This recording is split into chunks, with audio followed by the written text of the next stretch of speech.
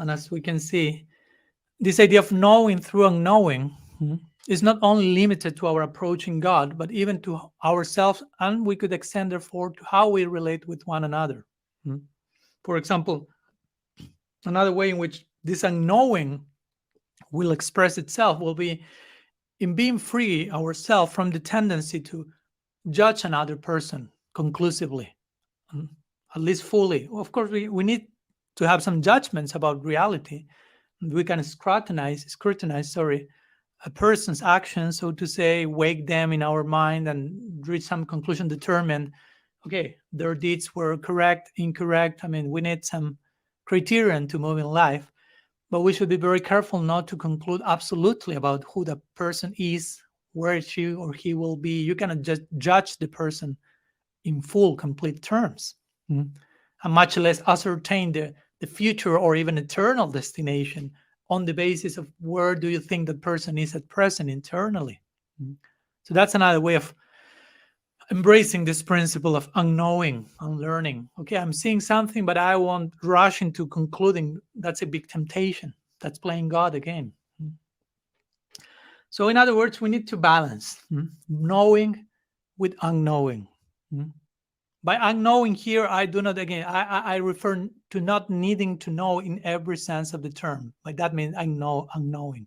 And to be okay with coexisting with mystery, with unknowability.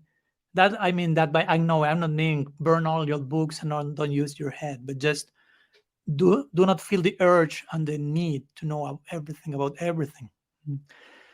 So we need to balance knowing with unknowing. If we don't unknow God, as we mentioned, or us, or anything for that matter, if we don't learn to unlearn, know through unknowing, then we won't be able, especially the divine, we won't be able to know him in greater detail.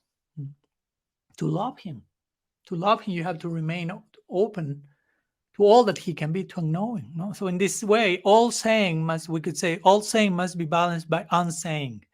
Unknowing must be humbled by unknowing. Because we can never say enough about that. Vedanta Sutra almost begins in saying that, Ikshaterna Shabdat. There are no words that can describe him, basically. You can never say enough about him. It's not that let's stop talking about him, but let's talk as much as we can about him while remaining humbly aware. I will never be able to say enough about him. The more I talk about him, the more I realize how little it can be said about all the mystery that the divine is. That's humbling experience.